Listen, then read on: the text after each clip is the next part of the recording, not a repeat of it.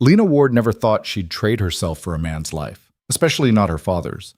But on a night when rain hammered the windows and a gun kissed his temple, she did exactly that. No hesitation, no negotiation, just her body for his breath. By dawn, she stood in a fortress of glass and steel, facing Adrian Moretti, a man whose empire bled the city dry. His offer was simple: marry him, obey him, or watch her family die screaming. She signed the contract with shaking hands. This is the story of what happened after. If you want to see how far Lena's choice takes her, stay until the end and drop a comment with your city so I can see how far this story travels. The apartment smelled like mildew and desperation. Lena Ward pressed her back against the kitchen counter, fingers digging into the chipped laminate, watching 3 men crowd her father into the corner of the living room. One of them, tall, neck thick as a tree stump, had a gun out, not waving it around for effect, just holding it, steady, professional. Her father was on his knees. "Please," he said, and the word cracked in the middle. "I just need another week." "You needed another week 3 weeks ago, Raymond." The man with the gun tilted his head like he was considering a lunch order. "Now you're out of time." Lena's pulse hammered in her throat. She'd seen her father drunk. She'd seen him broke. She'd seen him cry after her mother left. But she'd never seen him like this, folded in on himself, hands up, begging. The second man, shorter but meaner looking, stepped forward and kicked Raymond in the ribs. Not hard enough to break anything, just hard enough to make a point. Raymond gasped, curling forward. "Stop," Lena heard herself say. All 3 men turned. The one with the gun looked her over slowly, top to bottom. She was still in her waitress uniform, black pants, white button-up stained with coffee and ketchup, hair pulled back, no makeup, nothing special. "Who's this?" he asked. "My daughter." Raymond's voice was a rasp. "She's got nothing to do with this. She live here? Yeah, but then she's got everything to do with this." The gunman's smile didn't reach his eyes. "You owe Moretti 200 grand, Ray. That's not pocket change. That's not, oops, I forgot to pay my electric bill money. That's the kind of debt that gets people buried." Lena's stomach turned over. Moretti. Everyone in the city knew that name. Adrian Moretti ran half the docks, a quarter of the clubs, and all of the dirty money that flowed through the financial district. People who crossed him didn't just disappear. They were made examples of, and her father had borrowed from him. "I'll get it," Raymond said quickly. "I swear I'll get it. Chiripam." "With what?" The short one laughed. "You're a washed-up gambler with a part-time job washing dishes. You couldn't get $200, let alone 200,000. The third man, who hadn't spoken yet, stepped toward Lena. He was younger than the other 2. Maybe 30, clean-shaven, expensive suit. He looked her up and down the same way the first one had, but slower, more deliberate. "How old are you?" he asked. 24, she said, and hated how small her voice sounded.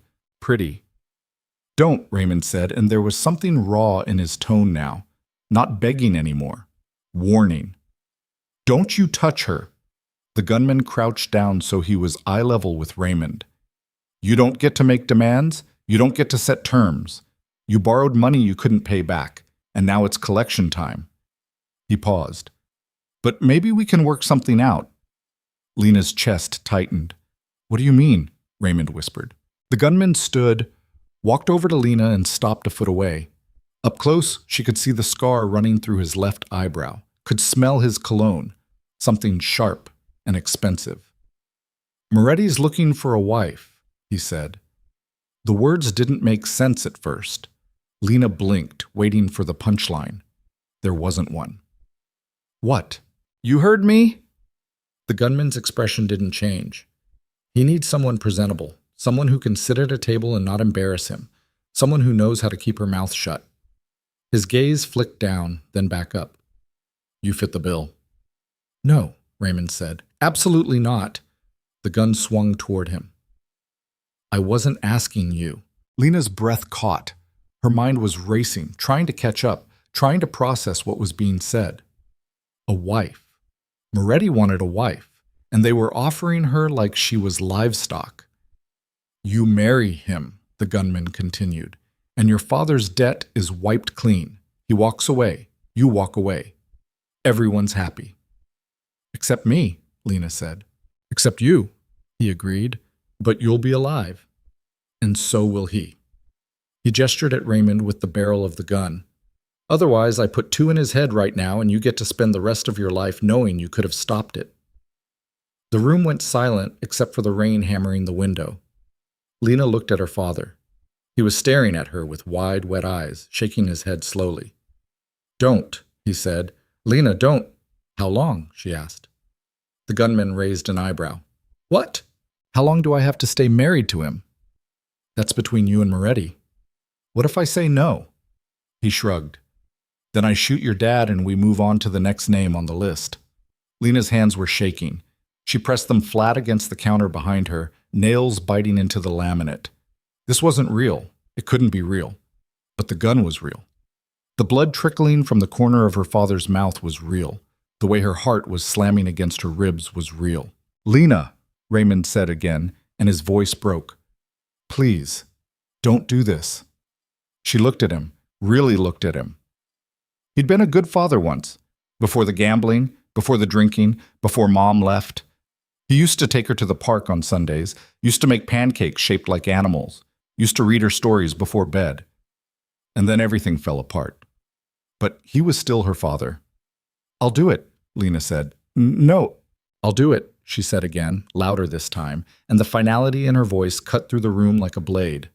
The gunman smiled. Smart girl. They didn't give her time to pack, didn't give her time to say goodbye. Within 20 minutes, she was in the back of a black SUV, wedged between the young guy in the suit and the short, mean one. The gunman sat up front. Nobody spoke. Lena stared out the window and watched the city blur past. Streetlights, storefronts, people walking with umbrellas, oblivious to the fact that her entire life had just been sold out from under her. Her phone buzzed in her pocket. She pulled it out. A text from her father. I'm so sorry. She didn't reply. The SUV turned onto a private road lined with trees. No streetlights here, just darkness and the low hum of the engine. After a few minutes, a gate appeared, tall, wrought iron, topped with security cameras. The driver said something into a radio. The gate swung open. Lena's stomach twisted. The estate beyond was massive, 3 stories of glass and steel and stone lit up like a museum. Manicured lawns. Fountain in the center of the circular driveway. It looked like something out of a magazine. The SUV pulled up to the front entrance and stopped. Out, the gunman said. Lena climbed out on shaking legs. The air was cooler here, cleaner. No exhaust fumes, no garbage smell, just rain and wet grass. The front door opened. A man stepped out. He was tall, over 6 feet, with dark hair slicked back and a jawline that could cut glass. Expensive suit, expensive watch, expensive everything. He looked like he'd been carved out of marble and brought to life just to make other men feel inadequate. Adrian Moretti. He looked at Lena the way someone might look at a package they'd ordered online. Detached, clinical. This her? He asked. Yeah, the gunman said. Lena Ward, 24, clean record, no priors. Moretti's gaze didn't waver. She understands the terms? She does. Good. He turned and walked back inside without another word. The gunman nudged Lena forward. Go on. She hesitated. Now, he said, and there was no warmth in his voice. Lena forced her legs to move, one step, then another. The entryway swallowed her whole. High ceilings, marble floors, a chandelier that probably cost more than her father's debt. Moretti was standing by a staircase, hands in his pockets, waiting. You'll sign the contract tonight, he said. The wedding is tomorrow. After that, you'll live here. Separate wing. You won't bother me and I won't bother you. Clear? Lena's throat was dry. What if I change my mind? His expression didn't shift. You won't. But if I do, then your father dies. He said it the way someone might mention the weather, casual, certain. And anyone else you care about dies too. Your friends, your coworkers, anyone who's ever mattered to you. I'll make sure of it. The air left her lungs. He stepped closer, close enough that she could see the flecks of gold in his dark eyes. Close enough that she could smell his cologne, cedar, and smoke. I don't need you to love me, he said quietly. I don't need you to like me. I just need you to obey. Can you do that? Lena wanted to spit in his face, wanted to scream, wanted to run, but she thought of her father on his knees, thought of the gun pressed to his temple. "Yes," she whispered. "Good." He stepped back. "Maria will show you to your room. The contract will be brought to you within the hour. Read it. Sign it. Don't make this harder than it needs to be." He turned and walked away, footsteps echoing on the marble. A woman appeared from a side hallway, older, gray hair pulled into a bun, kind eyes that didn't match the coldness of the house. "This way, dear," she said gently. Lena followed her up the staircase, down a long hallway lined with paintings she didn't recognize, and into a bedroom that was bigger than her entire apartment. "The bathroom's through there," Maria said, pointing. "If you need anything, press the button by the bed. Someone will come." "Thank you," Lena managed. Maria hesitated at the door. "For what it's worth, I'm sorry." Then she left. Lena stood in the center of the room, alone, and finally let herself break. She didn't cry. She just stood there, shaking, fists clenched, breathing hard. This was her life now. The contract arrived exactly 1 hour later. A man in a suit, not one of the three from earlier, knocked once and handed her a leather portfolio. No words. Just a nod, and then he was gone. Lena sat on the edge of the bed and opened it. The contract was 12 pages long, legal jargon, clauses, subsections. She skimmed through it, trying to make sense of the words. Bound in matrimony for a period of no less than two years, failure to comply with the terms herein will result in immediate forfeiture of protections. All financial debts incurred by Raymond Ward are hereby considered null and void upon execution of this agreement. 2 years. She had to stay married to him for 2 years. Her hands were shaking again. There was a pen clipped to the inside of the portfolio. Expensive, heavy, probably cost more than a week's worth of tips. Lena stared at the signature line. She thought about running, thought about climbing out the window and disappearing into the night. But where would she go? And what would happen to her father? She picked up the pen. Her signature looked small and fragile on the page. Mate. The wedding was worse than she'd imagined. No guests, no music, no flowers. Just her, Moretti, and an officiant who looked like he'd rather be anywhere else. They stood in a study on the first floor, dark wood, leather chairs, shelves lined with books that had probably never been read. The rain had stopped, but the sky outside was still gray. Lena wore a white dress that Maria had laid out for her. Simple, elegant. It fit perfectly, which somehow made it worse. Like they'd planned this. Like they'd known she'd say yes. Moretti wore a black suit. He didn't look at her. The officiant droned through the vows. Lena barely heard them. Her ears were ringing.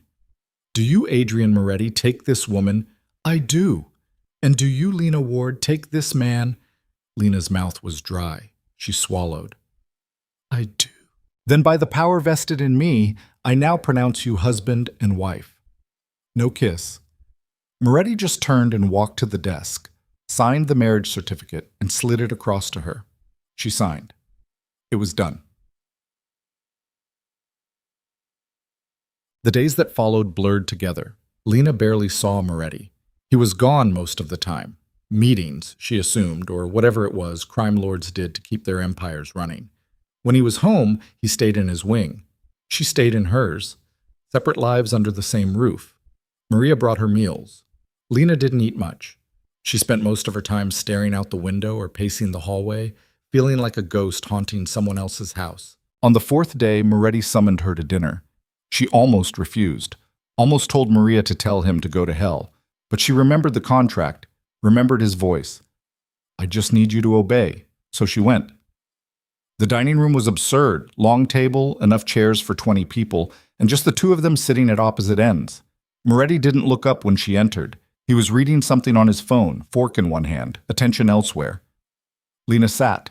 A man in a white jacket, chef, she guessed, brought out the first course. Some kind of soup. It smelled good. She didn't touch it. "You're not eating," Moretti said without looking up. "I'm not hungry." "You need to eat." "Why do you care?"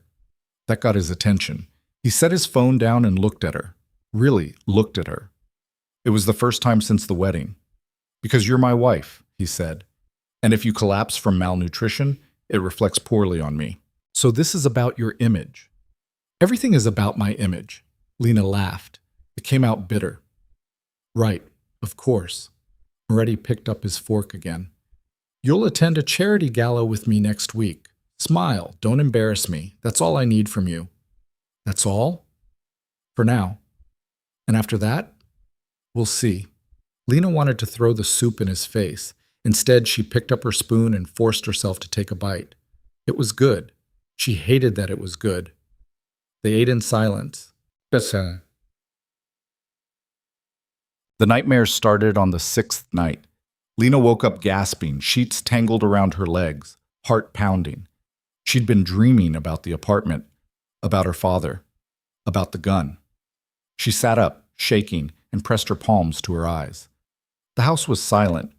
She got out of bed and walked to the window. The estate stretched out below her, gardens, fountains, walls topped with security cameras. A beautiful prison.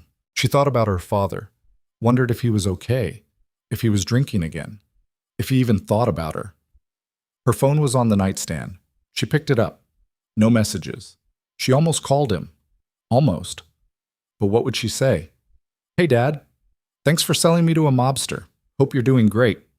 She set the phone down. On the 10th day, Moretti gave her a gift. Maria brought it to her room, a small box wrapped in black paper. No card. Lena opened it. Inside was a key. What's this for? She asked when Maria lingered. The East Wing, Maria said. Mr. Moretti thought you might want access to the library and the music room. Why?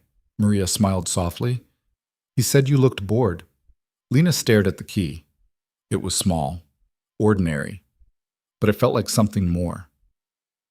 She used the key that afternoon. The East Wing was quieter than the rest of the house, less sterile.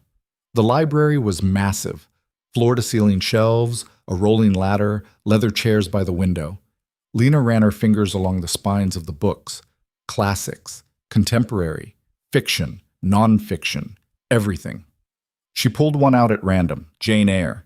She hadn't read it since high school. She curled up in one of the chairs and opened it. For the first time in 10 days, she felt almost human. Beepy. The music room was down the hall. Lena found it by accident 2 days later. The door was slightly ajar and she heard the sound of a piano. She pushed it open. Moretti was sitting at the bench, fingers moving across the keys. He didn't notice her at first. He was focused, lost in whatever piece he was playing. It was beautiful. Lena stood frozen in the doorway, listening. Then he stopped. How long have you been standing there, he asked, without turning around. Not long.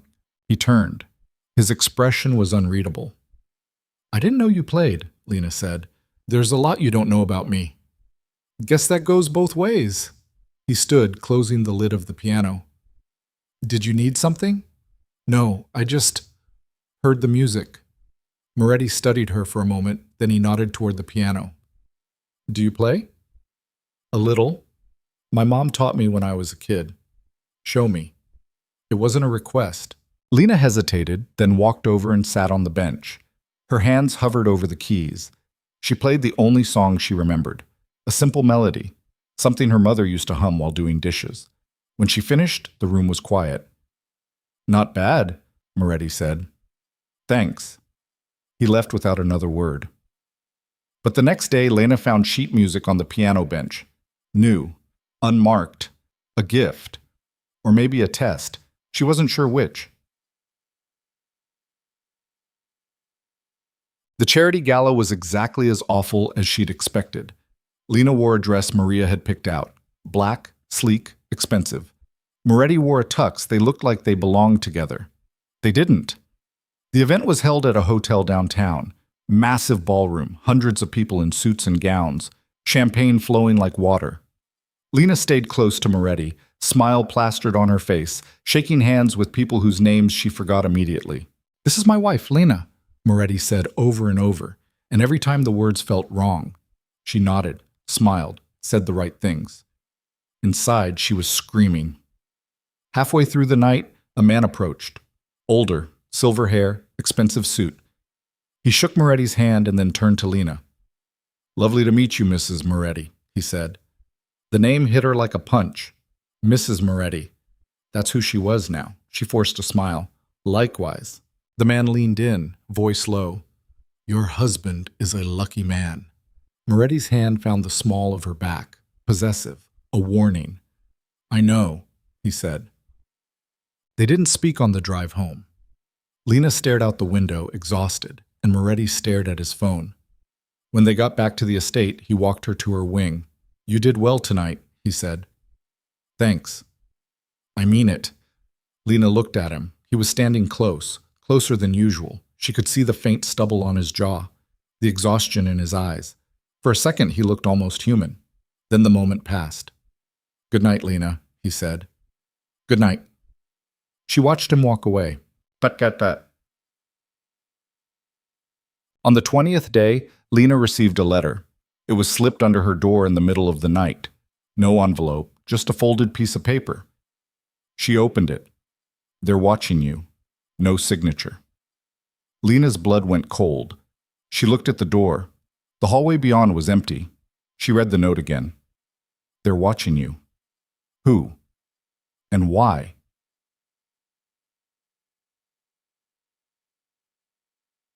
The next morning, Lena went to find Moretti. He was in his office, dark wood, floor-to-ceiling windows overlooking the gardens. He was on the phone when she walked in, but he held up a finger. She waited. He finished the call and looked at her. "What is it?" She handed him the note. He read it. His expression didn't change. "Where did you get this?" "Someone slipped it under my door last night." Moretti stood and walked to the window, staring out at the grounds. "I'll have security check the footage," he said. "Who would send this?" "I don't know." "But you have enemies." He turned. "Of course I have enemies." "And they know about me?" "Probably." Lena's chest tightened. "So I'm a target now." Moretti crossed the room and stopped in front of her. His gaze was steady, unblinking. "You've been a target since the moment you signed that contract," he said. "But nothing is going to happen to you. I'll make sure of it." "Why?" "Because you're my wife." "That's not a real answer." His jaw tightened. "It's the only answer you're getting." He walked past her and left the office. Lena stood there, alone, the note still clutched in her hand. Somewhere in the house, someone was watching, and she had no idea who. Security footage showed nothing.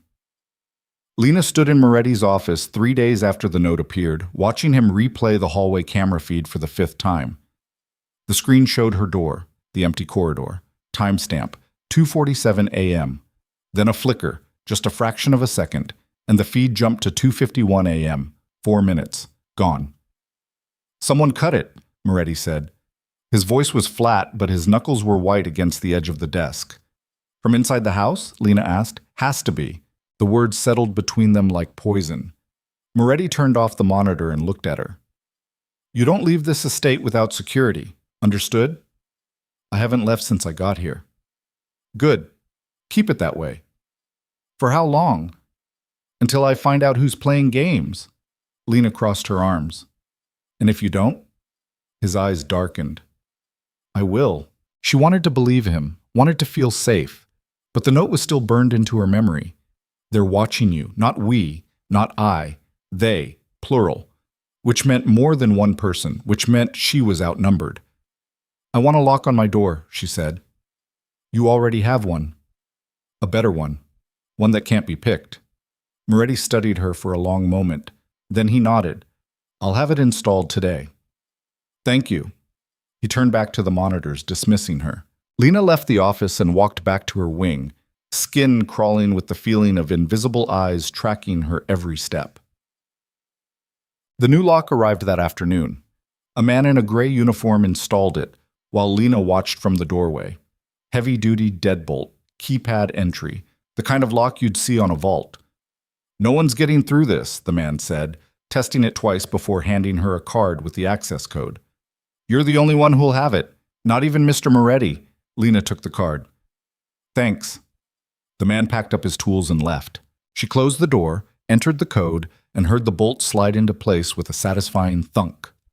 For the first time in days, she exhaled. But the relief didn't last.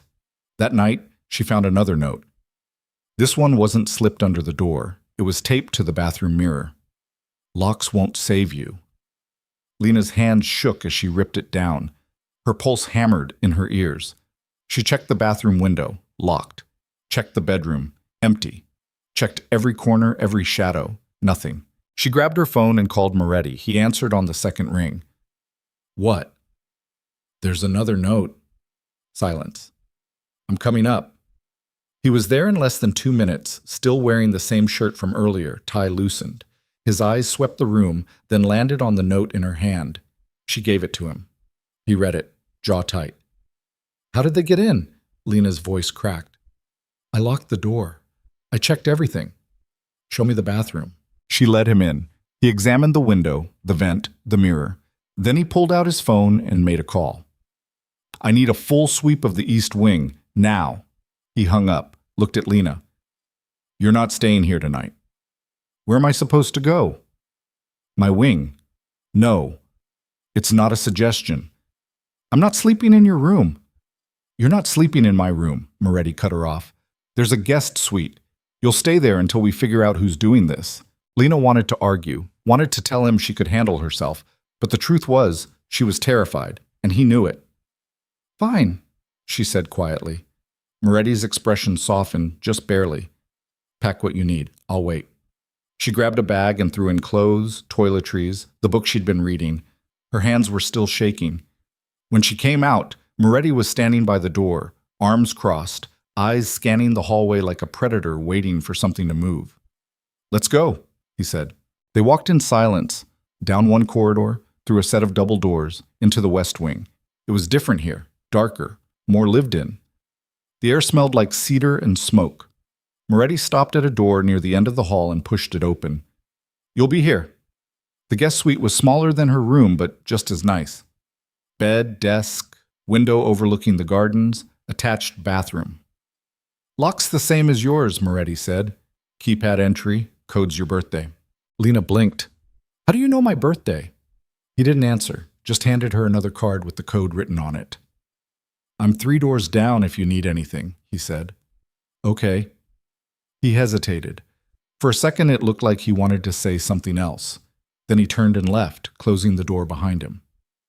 Lena set her bag down and sat on the edge of the bed. Her birthday. He'd memorized her birthday. She didn't know what to do with that. The sweep turned up nothing. No bugs, no cameras, no evidence of forced entry. Whoever was leaving the notes was either a ghost or someone with access to the security systems. And the list of people with that kind of access was short, too short. Moretti called a meeting the next morning. Lena wasn't invited, but she heard the shouting from down the hall. His voice. Another man's voice. A woman's. All of them sharp and overlapping. Then silence. When Moretti came to check on her an hour later, his jaw was clenched so tight she thought it might crack. We're tightening security, he said. No one in or out without clearance. Staff will be vetted again. If anyone so much as breathes wrong, I'll know about it. Do you have any idea who it is? Not yet. But you have a theory. He looked at her. I always have a theory. Are you going to tell me? No? Why not? Because if I'm wrong, I don't want to scare you. And if I'm right, I don't want to put you in more danger than you're already in. Lena stood. I'm already in danger. Someone's in this house leaving me threatening notes. I think I have a right to know what you think is happening. Moretti's eyes narrowed. You want to know what I think? Yes. I think someone wants to get to me through you. I think they're testing my security to see how close they can get. And I think if I don't find them soon, they're going to try something worse. The words landed like stones. Worse how? Lena asked. Use your imagination. Her stomach turned. Moretti stepped closer. But I'm not going to let that happen. Understand? Why do you care? The question came out before she could stop it. I'm just a contract to you, a line item. Why does it matter if something happens to me? His expression shifted. Something dark flickered across his face. Because you're mine, he said quietly. The possessiveness in his voice should have made her angry, should have made her want to slap him. Instead, it made her breath catch. I'm not a thing you own, she said. No, you're not. He held her gaze. But you're still mine. Before she could respond, his phone buzzed. He glanced at it, jaw tightening again. I have to go, he said. Stay in this wing. Don't open the door for anyone except Maria or me. He left before she could argue. Lena sat back down on the bed, pulse racing, and tried to make sense of what had just happened. You're mine, not my wife, not my responsibility. Mine. Like it meant something more. Wishak. Maria brought lunch an hour later. Lena was sitting by the window, staring out at the gardens, when the older woman knocked and entered with a tray. Chicken salad, Maria said, setting it down. And tea. You look like you could use it. Thanks. Maria lingered. How are you holding up, dear? Lena laughed bitterly. I'm being stalked by someone in this house, and I have no idea who. How do you think I'm holding up? Fair point. Maria sat in the chair across from her. For what it's worth, Mr. Moretti's doing everything he can. Is he? Yes. I've worked for him for 8 years. I've never seen him this rattled. Lena looked at her. He doesn't seem rattled. He's good at hiding it, but I can tell. Maria folded her hands in her lap. He cares about you. He barely knows me. Doesn't mean he doesn't care. Lena picked at the salad. He said I'm his. Like I'm a possession. Maria smiled faintly. Men like him don't know how to say what they mean, especially when it comes to feelings. You think he has feelings for me? I think he's terrified something's going to happen to you, and I think that terrifies him even more.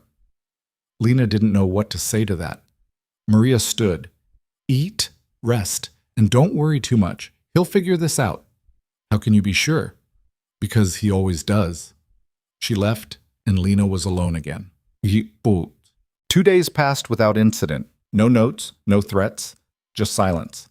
Lena spent most of her time in the guest suite or the library. She read, she paced. She tried not to think about the fact that someone in this house wanted to hurt her. On the third day, Moretti knocked on her door. I'm taking you somewhere, he said when she opened it. Where? You'll see. I'm not going anywhere until you tell me it's safe, I promise. Lena hesitated. Then she grabbed her jacket. Fine. They took one of his cars, a sleek black sedan with tinted windows. Moretti drove. Lena sat in the passenger seat watching the city pass by. Where are we going? She asked again. Somewhere you used to work. Her heart skipped. What? Moretti glanced at her. You were a waitress at a diner on 5th Street, right? How did you? I know everything about you, Lena. The words should have creeped her out. Instead, they made her feel something else. Something she didn't want to name. They pulled up outside a community center. Brick building, faded sign, kids playing basketball in the lot next door. Why are we here? Lena asked. Because you need to get out of the house, and because I know you used to volunteer here. She stared at him. You looked into my past. Of course I did. That's smart, he said. It's smart. I needed to know who you were before I married you. Lena unbuckled her seatbelt. You really are a control freak. Yes. She almost smiled. Almost. They got out of the car. A woman Lena recognized, Ms. Dawson, who ran the after-school program, came outside and lit up when she saw her. Lena! Oh my God, where have you been? Lena hugged her. It's a long story. Ms. Dawson glanced at Moretti, who stood a few feet away, hands in his pockets. Who's this? My husband. Miss Dawson's eyes went wide. You're what? Like I said, long story.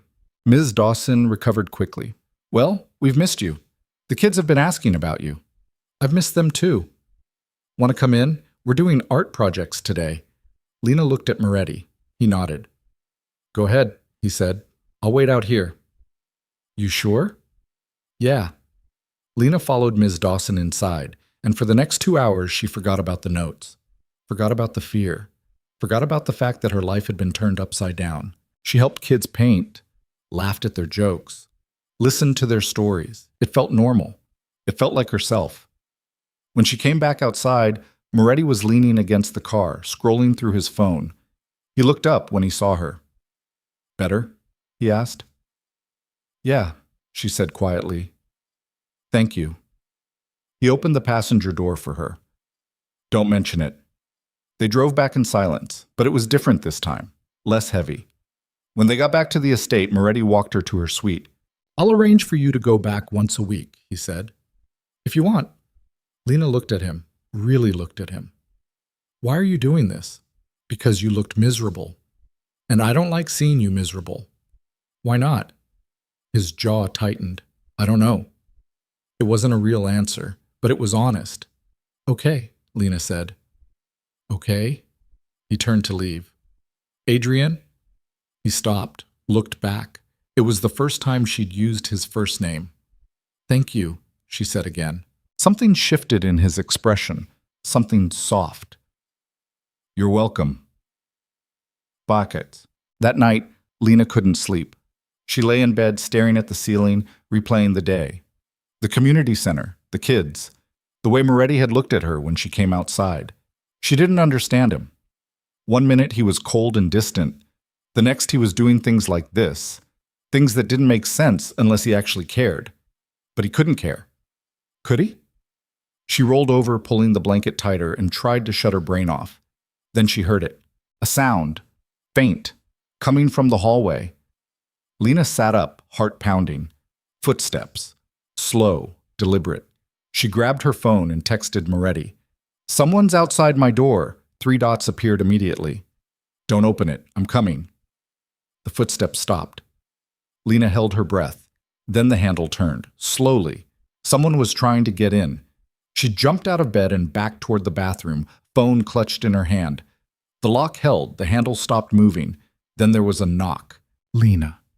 It was a woman's voice, soft, familiar. "Lena, it's me. Open the door." Lena's chest tightened. She didn't recognize the voice. "Who are you?" she called out. "It's Maria." Lena hesitated. It sounded like Maria, but something was off, the tone, the cadence. "Maria," she said again. "Yes, dear, I brought you tea. You said you were having trouble sleeping." Lena hadn't said anything to Maria about sleeping. "I didn't ask for tea," she said. Silence. Then the doorknob rattled harder. "Open the door, Lena." It wasn't Maria anymore. The voice had changed, sharper, colder. Lena backed into the bathroom and locked that door too. Her phone buzzed. "Moretti, I'm almost there. Don't open anything." The rattling stopped. Lena pressed her ear to the door, listening. Footsteps again. Moving away. Then shouting. Moretti's voice. "Stop!" A crash. Lena's heart slammed against her ribs. She unlocked the bathroom door and ran to the suite door, pressing her ear against it. More shouting. A woman's scream. Then silence. Lena's hands shook as she entered the code and cracked the door open. The hallway was empty.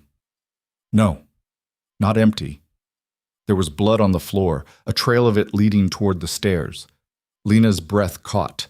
She stepped out, following the trail, and found Moretti at the top of the staircase. He was standing over a body. A woman, dark hair, gray uniform, one of the housekeepers. Her throat had been cut. Lena's stomach lurched. She pressed a hand to her mouth, bile rising. Moretti turned. His hands were bloody. "Go back to your room," he said. "What happened?" "Now, Lena." His voice was sharp, final. She stumbled back into the suite and locked the door. Her legs gave out. She sank to the floor shaking. The image of the woman's body burned into her mind. Someone had killed her. In this house. Right outside Lena's door. And whoever it was had tried to lure her out. Okok. Moretti came to her an hour later. He'd cleaned up, changed clothes. But there was still tension in every line of his body. Lena was sitting on the bed, knees pulled to her chest. "Who was she?" Lena asked. "Her name was Claire. She'd been with us for 3 years. Did you?" "No." Moretti's voice was hard. "I didn't kill her. I found her like that." "Then who?" "I don't know yet, but I will." Lena's hands were still shaking. "She tried to get me to open the door. She pretended to be Maria." Moretti's jaw clenched. "She was already dead when that happened." The words took a second to land. "What?" "Whoever killed her used her access card to get up here, then mimicked her voice to try to get you to open up." Lena felt like she was going to be sick. "Why?" "Because they want you scared, or they want you dead. I'm not sure which yet." Jesus Christ. Moretti sat down next to her. Not close, just near. I'm moving you again. Where? My room. I told you, I don't care what you told me. His eyes were fierce. Someone just murdered a woman 10 feet from your door. You're not staying anywhere I can't see you. Lena wanted to argue, but she was too tired, too scared. Fine, she whispered. Moretti stood. Pack. We're moving you now. His room was exactly what she expected. Massive bed, dark furniture, floor-to-ceiling windows with a view of the entire estate. Everything was neat, controlled. You'll sleep here, Moretti said, gesturing to the bed. I'll take the couch. Lena looked at the couch. It was leather, expensive, also way too small for him. You're not going to fit on that, she said. I'll manage. Adrian, I'm not arguing about this. She set her bag down. At least let me take the couch. No. You're being ridiculous, and you're being stubborn. They stared at each other. Finally, Lena sighed. The bed's big enough for both of us. Moretti's expression shifted. Lena, I'm not saying... She stopped, started again. I'm just saying we can share the bed without it being weird. You stay on your side. I stay on mine. He looked like he wanted to argue, but he didn't. Fine, he said. Lena changed in the bathroom and came out in an oversized t-shirt and shorts. Moretti had changed too, sweatpants, no shirt. She tried not to stare. Failed. He noticed. Raised an eyebrow. Said nothing. They got into bed on opposite sides. The mattress was huge. There was at least 2 feet of space between them. Moretti turned off the light. Darkness. Lena lay on her back, staring at the ceiling, hyper-aware of his breathing next to her. Thank you, she said quietly. For earlier. For protecting me. You don't have to thank me. I know, but I am. Silence. Then, Lena. Yeah? If something happens to me, don't. Listen. His voice was low, serious. If something happens to me, there's a safe in the office. Code's your birthday. Inside is cash, passports, everything you'll need to disappear. Her throat tightened. Nothing's going to happen to you. You don't know that. Neither do you. I'm trying to be prepared. You're scaring me. He turned toward her. She could feel his eyes on her in the dark. I'm not trying to scare you, he said. I'm trying to protect you. Then stop talking like you're going to die. Lena, I mean it. Her voice cracked. I've already lost everyone else. I'm not losing you too. The words hung between them. She hadn't meant to say it, hadn't even realized she felt it until the words were out.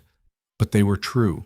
Somewhere along the way, between the threats and the fear and the strange, fragile moments, she'd started to care about him. Moretti didn't say anything, but his hand found hers in the dark, and he held it. Wook. Lena woke up to the sound of her phone buzzing. She grabbed it, squinting at the screen. A text from an unknown number. He's lying to you. Her stomach dropped. She sat up. Moretti was already awake, sitting on the edge of the bed, pulling on a shirt. What is it? He asked. She showed him the phone. His expression went dark. When did you get this? Just now. He took the phone and read the message again. Then he stood and started pacing. They have your number. How? I don't know. What do they mean you're lying to me? Moretti stopped, looked at her, and she saw it. Guilt. Adrian, what are they talking about? It's nothing. Don't lie to me. I'm not... What are you hiding? His jaw clenched. Not now. Yes, now. Lena, tell me. He turned away. You don't want to know. Try me. Silence. Then he exhaled, shoulders dropping. The debt, he said quietly. Your father's debt. Her pulse quickened. What about it? It wasn't 200,000. The room tilted. What? It was 50. Lena's breath caught. You, what? He owed 50,000. I told my men to say 200. Why? Moretti turned back to face her. His eyes were hard, guarded. Because I needed a wife, and you were perfect. The words hit her like a slap. You lied. Yes. You made me think my father was going to die. He was, just not for the amount I said. Lena stood, shaking. You manipulated me. Yes. You bought me. I gave you a choice. A choice? Her voice cracked. You held a gun to my father's head and called it a choice. I did what I had to do. For what? Your image? Your empire? Moretti stepped closer. For you. She froze. What? I saw your picture before any of this started. One of my men showed it to me when they were looking into your father, and I... He stopped, swallowed. I couldn't stop thinking about you. Lena's heart pounded. So you orchestrated this entire thing? The debt, the contract, the wedding, all of it? Yes. She felt like she was falling. You're insane. Probably. I was never supposed to be free, was I? Even after 2 years. His silence was answer enough. Lena backed away, shaking her head. I can't do this. Lena, stay away from me. She grabbed her phone and ran. Out of his room, down the hallway, through the double doors. She didn't know where she was going, didn't care. She just needed to get away. She ended up in the library, chest heaving, tears streaming down her face. He'd lied. He'd manipulated her. He'd trapped her. And the worst part? She'd started to fall for him anyway.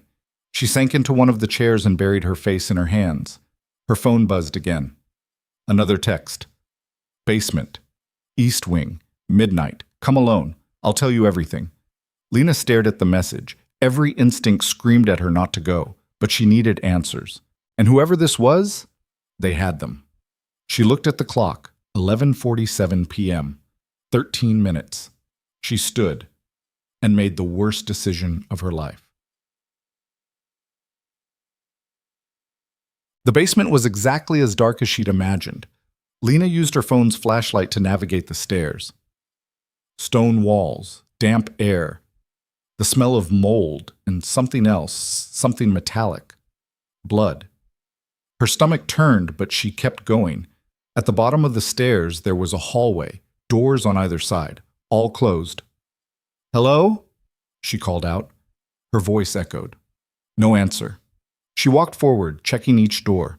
Empty storage rooms, old furniture, boxes. Then she reached the last door.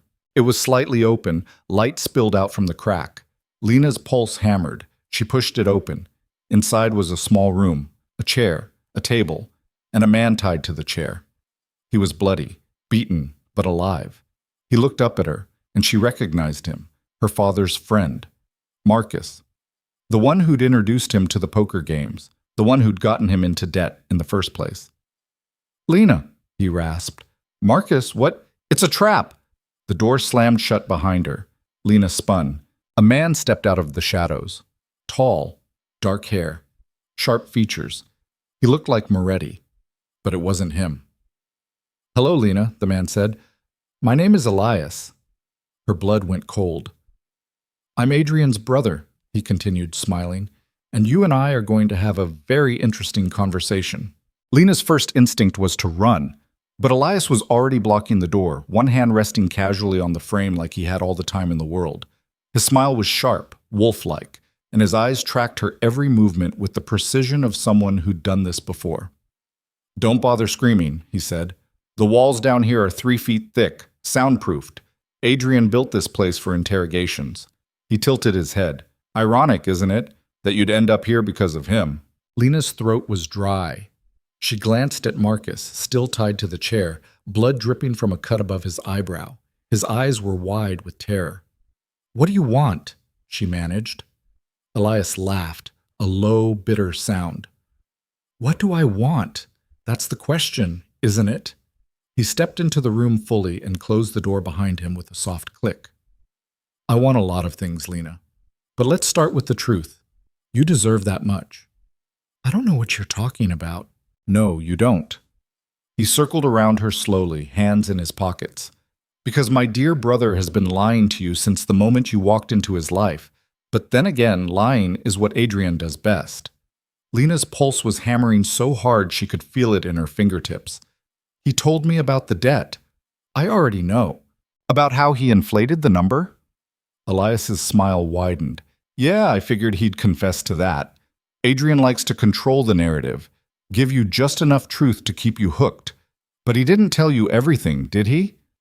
She didn't answer. Elias stopped in front of her, close enough that she could see the scar along his jawline. It was jagged, old. He didn't tell you why he needed a wife in the first place. Lena's stomach twisted. There's a clause in our father's will, Elias continued. A very specific clause. Adrian doesn't inherit full control of the Moretti Empire unless he's married, legitimately married, for at least 2 years. Our father didn't trust him to run things alone, thought he was too reckless, too obsessed with control. He laughed again. Funny, right? The old man was trying to teach him a lesson. Instead, Adrian just found a loophole. Lena's breath caught. Me, you. Elias leaned in. You were never about love, Lena. You were never even about companionship. You were a checkbox, a requirement, a means to an end. The words hit her like a freight train. She thought about the contract, the 2-year term, the cold transactional way Moretti had treated her at first. It all made sense now. He used me, she whispered. He used you, Elias confirmed. And once the 2 years are up, he'll discard you. Maybe with a payout. Maybe not. Depends on how generous he's feeling. Lena's hands were shaking. She wanted to call him a liar, wanted to believe that what she and Moretti had started to build was real, but the doubt was already there, festering. Why are you telling me this? She asked. Elias's expression darkened. Because I want you to understand exactly what kind of man you married, and because I need your help. Help with what? Destroying him. The room went cold. Marcus made a strangled sound from the chair. Elias ignored him. You see, Lena, our father's will has another clause. If Adrian is deemed unfit to lead, if he's proven to be unstable, violent, or otherwise incapable, then control of the empire passes to me, and you're going to help me prove that. Lena took a step back. No. Yes. I'm not helping you do anything. You will. Elias's voice was soft, dangerous. Because if you don't, I'll kill Marcus here. Then I'll kill your father. Then I'll kill everyone you've ever cared about, one by one, until you have no one left. Her chest tightened. You're bluffing. Am I? He pulled out his phone, tapped the screen a few times, and turned it toward her. The video showed her father, sitting in a chair, hands tied. A man standing behind him with a gun pressed to the back of his head. Lena's knees almost gave out. This is live, Elias said. One word from me and he's dead. Nope. So here's what's going to happen. Elias pocketed the phone. You're going to stay down here for a while. Let Adrian tear himself apart looking for you. Let him show his true colors, the rage, the violence, the instability. And when the time is right, you're going to testify that he's unfit, that he's dangerous, that he can't be trusted with the empire. Lena's mind was racing. He'll never believe you. He doesn't have to believe me. He just has to break. And trust me, Lena, he will. Because despite everything, despite the lies and the manipulation, he actually cares about you, and that's his weakness. The words twisted in her chest. Elias smiled. So, are you going to help me, or do I make the call? Lena looked at Marcus, at the blood on his face, at the fear in his eyes. She thought about her father, about the gun pressed to his head. She thought about Moretti, about the way he'd held her hand in the dark, about the way he'd looked at her when he thought she wasn't watching, and she made a choice. Fine, she said. I'll help you. Elias's smile widened. Smart girl. He pulled out a zip tie and grabbed her wrist. What are you? Insurance, he said, binding her hands in front of her. Can't have you trying to be a hero. He pushed her into a chair opposite Marcus and secured her ankles to the legs. Comfortable? He asked. She glared at him. Good. He checked his watch. Now we wait. Wretch. Time moved differently in the basement. Lena didn't know if it had been an hour or 5. There were no windows, no clocks, just the hum of the ventilation system and the sound of Marcus breathing across from her. Elias had left a while ago, gone to set the stage, he'd said. Whatever that meant. Lena tested the zip ties. They were tight, professional. She wasn't getting out of them without help. Lena, Marcus's voice was hoarse. I'm sorry. She looked at him. For what? For getting your dad into this mess. I thought, he coughed, wincing. I thought it was just a game. I didn't know who we were borrowing from. It doesn't matter now. It does. If I hadn't, Marcus, her voice was sharp. We don't have time for guilt. We need to figure out how to get out of here. He shook his head. There's no getting out. Elias has been planning this for months. He's got people everywhere, inside the house, inside Adrian's security team. He knows everything. Lena's stomach dropped. The notes. What? Someone's been leaving me threatening notes, moving things in my room. It was him, wasn't it? Or someone working for him? Marcus nodded slowly. He wanted you scared, wanted you to depend on Adrian. The closer you got to him, the more leverage Elias would have. Lena's chest tightened. And the housekeeper? Claire? Marcus looked away. Marcus, did Elias kill her? I don't know, maybe. Or maybe one of his guys did. He doesn't tell me everything. You're working for him. I didn't have a choice. Everyone has a choice. Not when someone's holding a gun to your daughter's head. Marcus's voice cracked. He's got my kid, Lena. She's 8 years old. He said if I didn't help him, He couldn't finish. Lena's anger dissolved. I'm sorry. Me too. They sat in silence. Then Lena heard footsteps on the stairs. Heavy, deliberate. The door opened. Moretti walked in. For a second, Lena's heart leapt. He'd found her. He was here to... Then she saw his face. Cold. Hard. Furious. And behind him, Elias. Smiling. See, Elias said. I told you she'd be here. Moretti's eyes locked onto Lena. He looked at the zip ties. At Marcus. At the blood on the floor. Are you hurt? He asked. His voice was flat. Emotionless. No, Lena said. But, good. He turned to Elias. Let her go. Not yet. Moretti's jaw clenched. We had a deal. We did. But the deal's changed. What are you talking about? Elias pulled out his phone again and held it up. The screen showed a live feed. A room. A man tied to a chair, Lena's father. Here's the new deal, Elias said. You step down. Transfer control of the empire to me. Sign the papers. Make it official. And I let them both go. Moretti's expression didn't change. And if I don't? Then I kill her father, and then I kill her. And you get to live with that for the rest of your miserable life. Lena's breath caught. Adrian, quiet. His eyes were still on Elias. You're bluffing. Try me. Moretti's hand moved to his jacket. Lena saw the outline of a gun. Don't, Elias warned. You pull that weapon, and my guy puts a bullet in Raymond's head before you even get the safety off. Moretti's hand stopped. That's what I thought. Elias stepped closer. You're not in control here, brother. For once in your life, you don't get to call the shots. So what's it going to be? Your empire or her? The silence stretched. Lena could see the war happening behind Moretti's eyes. The calculations, the contingencies. He was trying to find a way out. There wasn't one. Let me talk to her, Moretti said finally. No. 2 minutes, alone.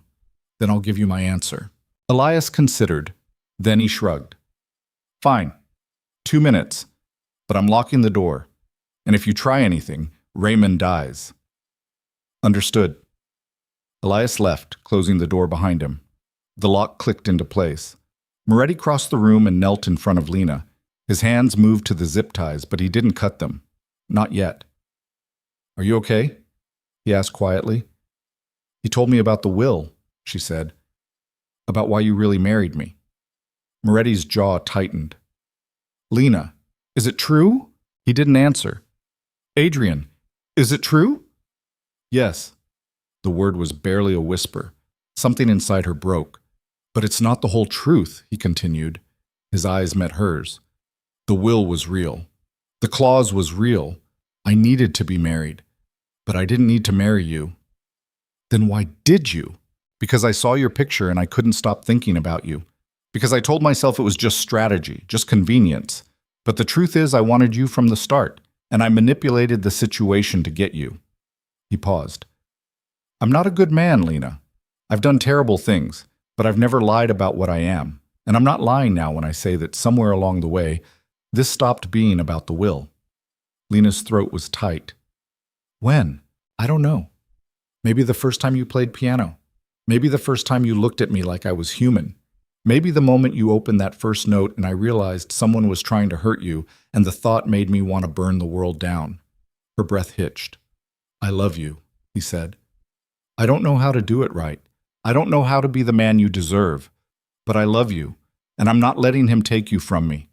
Tears burned in Lena's eyes. Then what are you going to do? What I have to. He stood and pulled a knife from his pocket, cut the zip ties on her wrist, then her ankles. When I opened that door he said, you run. Don't look back. Don't wait for me. Just run. No. Lena, I'm not leaving you. You don't have a choice. Yes, I do, and I'm choosing to stay. Moretti's expression cracked, just for a second. Why? Because I love you too, you idiot. The words hung between them. Then the door opened. Elias stood in the doorway, gun drawn. Time's up. Moretti turned. I'll do it. Elias raised an eyebrow. What? I'll step down. Transfer everything to you. Just let her go. Adrian, no. Shut up, Lena. His voice was hard, final. I'll sign whatever you want. Just let her and her father go. Elias's smile was slow, victorious. Now we're talking. He pulled a folded document from his jacket and handed it to Moretti. Sign. Moretti scanned it. Where? Bottom of page 3. Moretti pulled out a pen, put it to paper, and Lena saw it. The hesitation, the way his hand shook, just barely. He was stalling. Elias saw it too. Sign it. Now. I am. Faster. Moretti's jaw clenched. He signed. Elias took the document back, checked the signature, and smiled. Good boy. Then he raised the gun and pointed it at Moretti. Lena's heart stopped. Wait, she started. Did you really think I was going to let you walk away? Elias asked. You're a liability, Adrian. You always have been. Father knew it. I know it. And now everyone else will know it too. Moretti didn't move. You got what you wanted. No. What I wanted was for you to suffer, and you have. Beautifully. Elias glanced at Lena. Say goodbye to your wife, brother. Lena lunged forward. The gun went off. The sound was deafening in the small room. Lena hit the floor hard, ears ringing, vision blurred. She looked up. Moretti was still standing. Elias wasn't. There was blood, a lot of it, and another man in the doorway, tall, broad, holding a smoking gun. Lena recognized him, the gunman from the night at her apartment, the one who'd brought her here. You're late, Moretti said. The man shrugged. Traffic. Moretti stepped over Elias's body and grabbed the phone from his pocket, pulled up the live feed of Lena's father. The man with the gun was gone. Her father was alone, confused but alive. Moretti made a call. Get him out! Now! He hung up and looked at Lena. He's safe. She couldn't speak, couldn't breathe. How? She started. I knew Elias was planning something. I've had people tracking him for weeks. I just didn't know when he'd make his move. Moretti crouched next to her. I'm sorry I couldn't tell you. I couldn't risk him finding out. So you let me think that I didn't have a plan. Yes. Because if you knew, he'd know. He's had people watching you, listening. I couldn't take the risk. Lena's hands were shaking. He's dead. Yes. You killed him. No, Dom did. Moretti glanced at the gunman. But I would have, if I'd had to. Lena looked at Elias's body, at the blood spreading across the concrete floor. She should have felt something, horror, guilt, relief. Instead, she just felt numb. What about Marcus? She asked. Moretti looked at the other chair. Marcus was staring straight ahead, eyes wide, trembling. He was working with Elias, Moretti said. He didn't have a choice. Elias had his daughter. Moretti's expression softened, slightly. We'll find her. Get her back. Then Marcus can decide if he wants to disappear or if he wants to stay. Marcus looked at him. Why would you help me? Because Lena asked me to. Moretti stood and held out a hand to Lena. Come on, let's get out of here.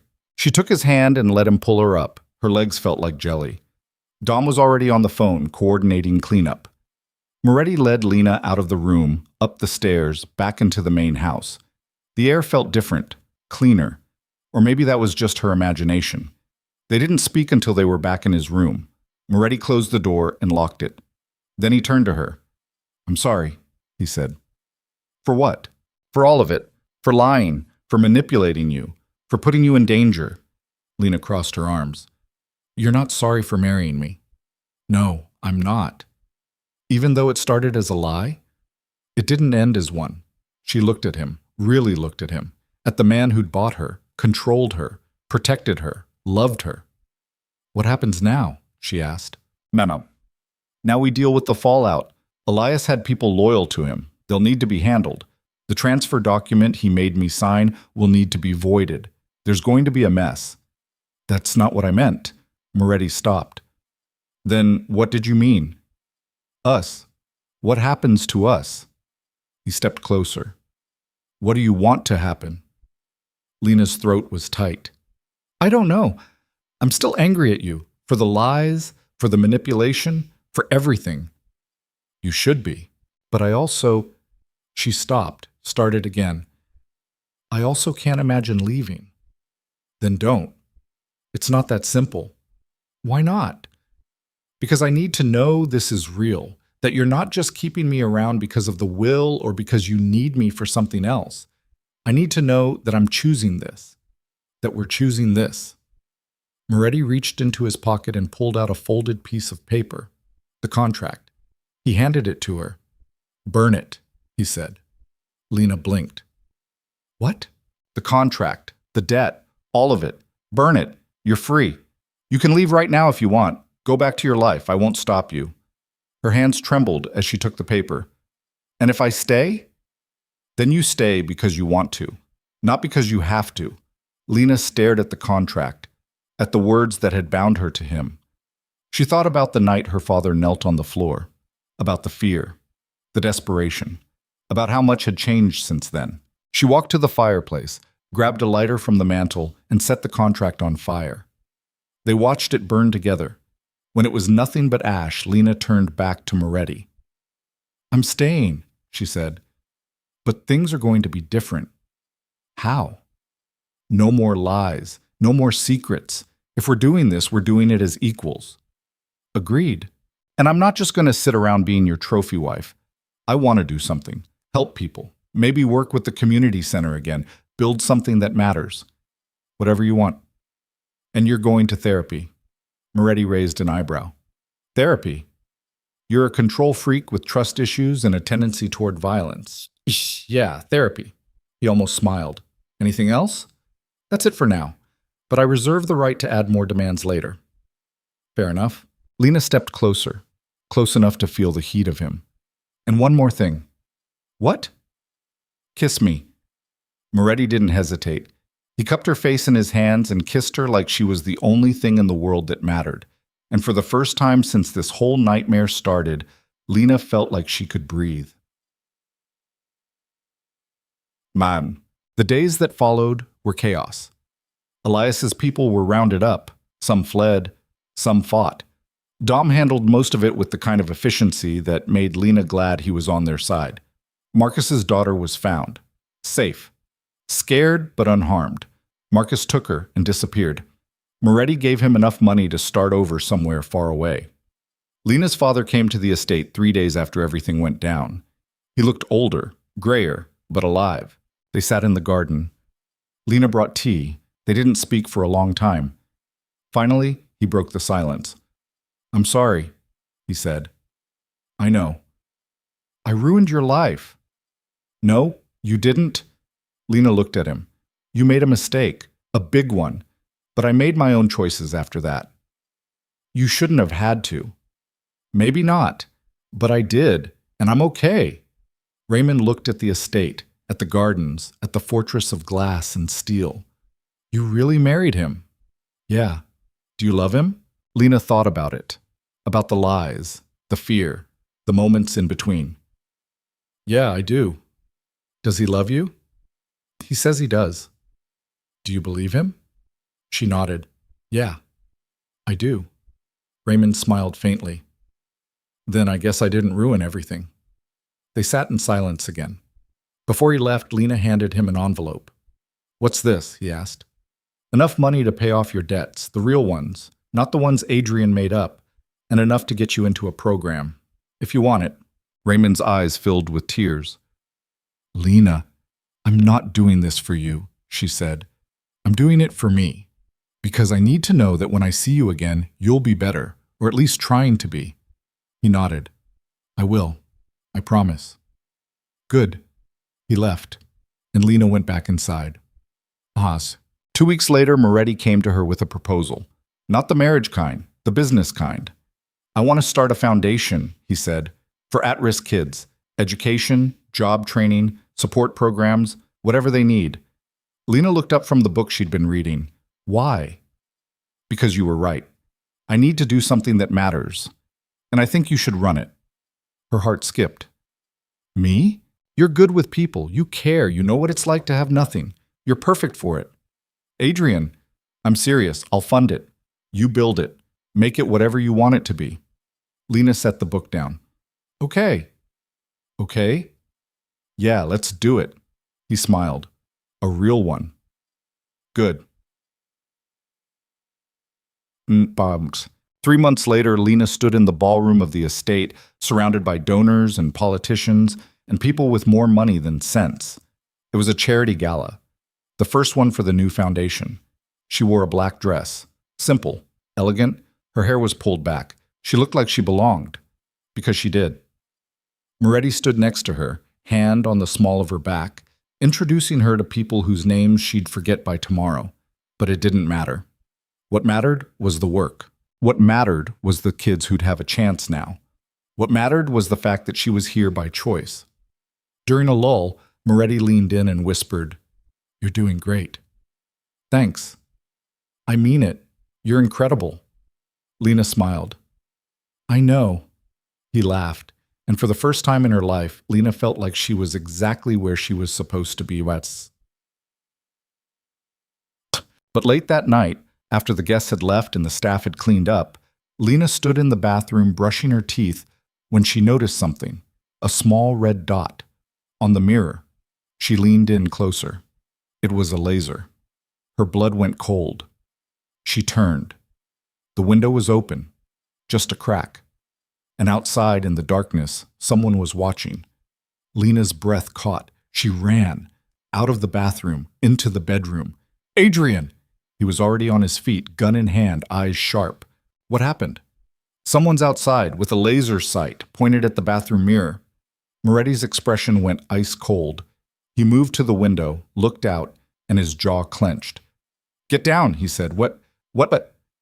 Get down! Lena dropped. A second later, the window exploded. Glass everywhere. Moretti fired back. 3 shots. Fast. Precise. Then silence. Lena's ears were ringing. She looked up. Moretti was standing over her, breathing hard, gun still raised. Are you hurt? He asked. No. He lowered the gun and pulled her to her feet. We need to move. Now. They ran. Out of the bedroom, down the hallway, Moretti barking orders into his phone. Security swarmed. Lights flooded the grounds. But whoever had been outside was gone. An hour later, Dom found the rifle. High-powered. Scope. Abandoned in the trees half a mile from the house. Professional. Moretti stood in his office, staring at the weapon on his desk like it might give him answers. Lena sat in the corner, wrapped in a blanket, still shaking. Who? She asked. I don't know. Elias is dead. I know. Then who? Moretti's jaw clenched. Someone who wants me to know they can get to you. The words settled like stones. This isn't over, Lena whispered. No. Moretti looked at her.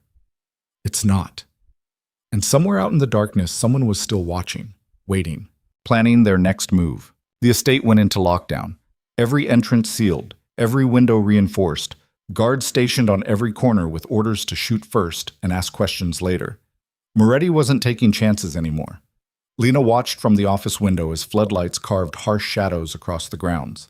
Men in tactical gear moved in pairs, rifles at the ready, eyes scanning the tree line like they expected an army to come charging out of the darkness. Maybe they did. How long are we staying like this? She asked. Moretti was at his desk, reviewing security footage on 3 different monitors. His jaw was tight. He hadn't slept. Neither had she. Until we find whoever took that shot, he said without looking up. And if we don't, we will. Adrian, we will. His voice was hard, final. Lena crossed her arms. You can't keep me locked in here forever. Watch me. I'm serious. So am I. He finally looked at her. The exhaustion in his eyes was brutal. Someone tried to kill you last night, through a window, in our bedroom. Do you understand what that means? It means they're sending a message. It means they're escalating. He stood and walked over to her. Elias is dead. His network is dismantled. So whoever this is, they're either someone we missed or someone new. Either way, they want me to know they can get to you. So what's the plan? Keep me in a bunker for the rest of my life? If I have to. Lena's frustration boiled over. This isn't living, Adrian. This is surviving. There's a difference. I don't care. Well, I do. The words echoed in the office. Moretti's expression didn't change. You're alive. That's all that matters. No, it's not. Lena stepped closer.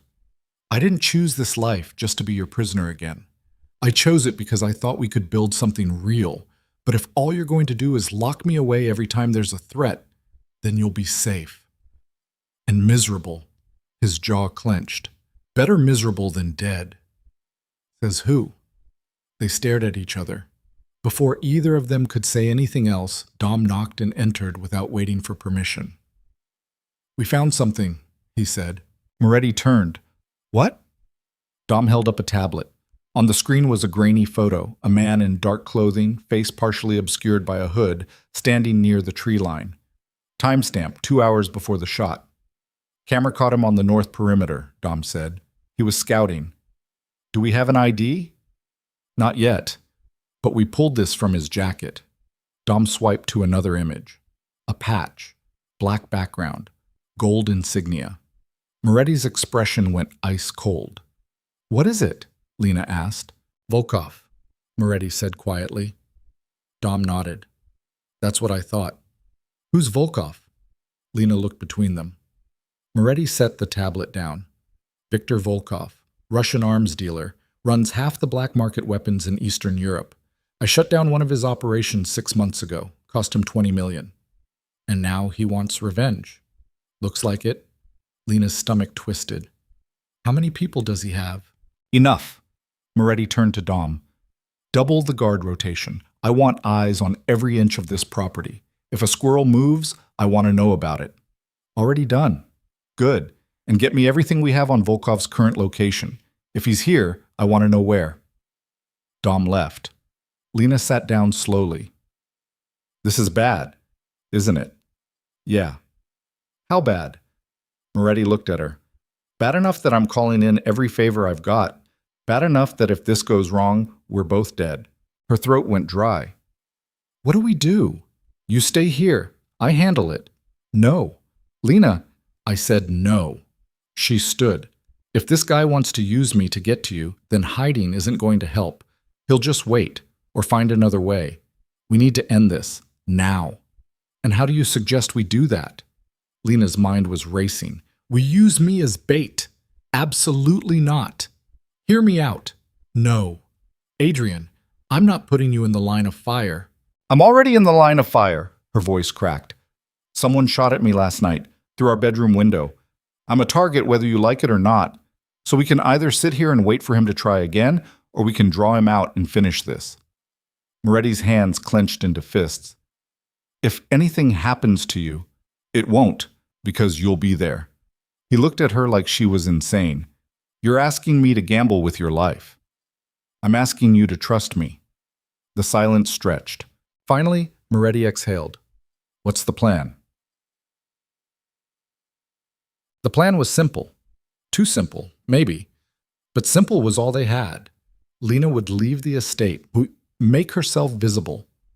Go to the community center like nothing was wrong.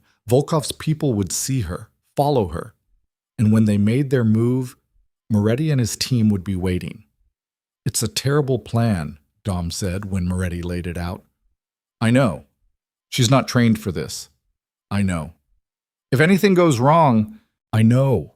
Moretti's voice was sharp. "You think I don't know how insane this is? But she's right. We can't keep waiting. Volkov's not going to stop. And if we don't draw him out, he'll just keep picking us apart from the shadows." Dom looked at Lena. "You sure about this?" She nodded. "Yeah. Even if it means you might die?" "I'm not going to die." "You can't know that." "No, but I trust Adrian, and I trust you." Dom's expression softened slightly. "You're either very brave or very stupid. Maybe both." He almost smiled. "All right, let's do it." The next morning, Lena got dressed like it was any other day. Jeans, sweater, jacket, nothing flashy, nothing that screamed target. Moretti watched from the doorway, arms crossed, jaw tight. "You don't have to do this," he said. "Yes, I do. We can find another way." "There is no other way." He stepped closer. "If something happens, it won't. But if it does..." Lena grabbed his face and kissed him, hard, desperate, like it might be the last time. When she pulled back, his eyes were dark. "Nothing's going to happen," she said, "because you're not going to let it." He didn't argue. They went downstairs together. Dom was waiting with a car, black SUV, bulletproof glass, armed driver. "We'll be right behind you," Dom said. "2 cars, 6 men. You'll be covered the whole time." Lena nodded. Moretti pulled her aside one last time. "The second you feel unsafe, you call me. Understood?" "Understood." "I mean it, Lena. The second." "I know." He kissed her forehead. "Be careful." "You too." She got in the SUV. The door closed, and they drove away from the estate. Tied. The community center looked exactly the same as it always had. Brick building, faded paint, kids playing in the lot. Lena got out of the SUV and took a breath. Normal. She had to act normal. Ms. Dawson was inside, setting up for the afternoon session. She lit up when she saw Lena. "You're back." "Yeah, Lena forced a smile. "Thought I'd help out today." "The kids will be thrilled." Lena spent the next 2 hours doing exactly what she used to do, helping with art projects, reading stories, laughing at terrible jokes. But the whole time, her skin crawled. She could feel eyes on her, through the window, across the street, somewhere. They were watching. At 3 o'clock, her phone buzzed. A text from Moretti. 2 men, black sedan, parked across the street. "Stay inside." Lena's pulse quickened. She glanced out the window, saw the car, tinted windows, engine running. Another text. "We're moving into position. Don't leave until I say." Lena put her phone away and went back to the kids. 10 minutes later, the power went out. The room went dark. Kids screamed. Ms. Dawson tried to calm them down. Lena's phone buzzed again. "Get out. Now. Back exit." "Dom's waiting." She didn't hesitate. She grabbed her jacket and ran for the back door, pushed it open, and froze. Dom wasn't there. Instead, there were 3 men, armed, faces covered. One of them grabbed her. She tried to scream. A hand clamped over her mouth. Everything went black. When Lena woke up, her head was pounding. She was in a van.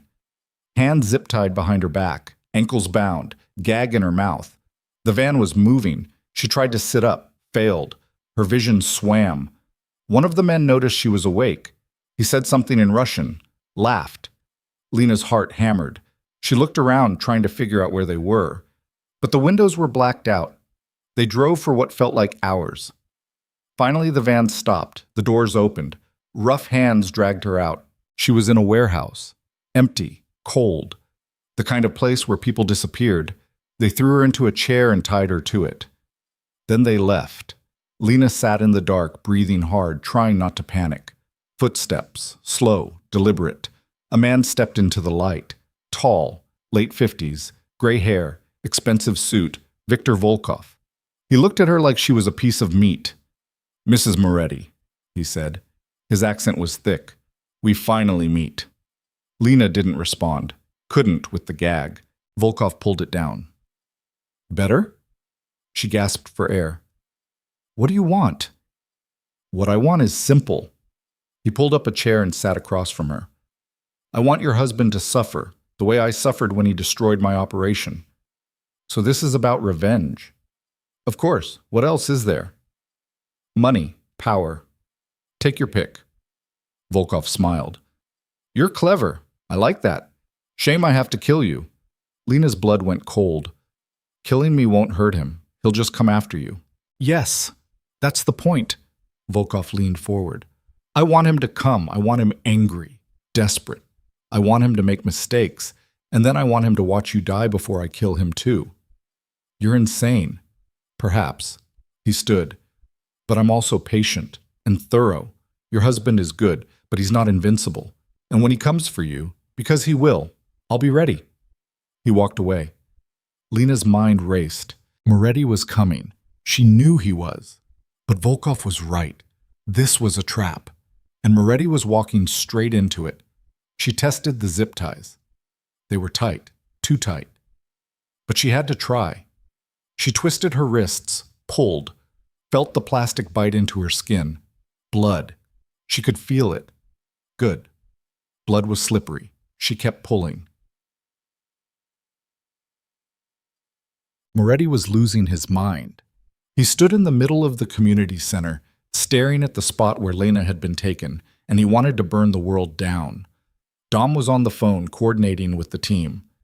We're tracking the van, heading east. Looks like they're going to the industrial district.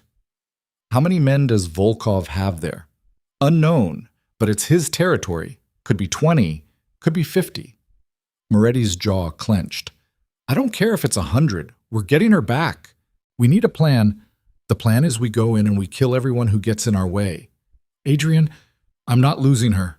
His voice echoed through the empty room. Dom stopped, looked at him. I know.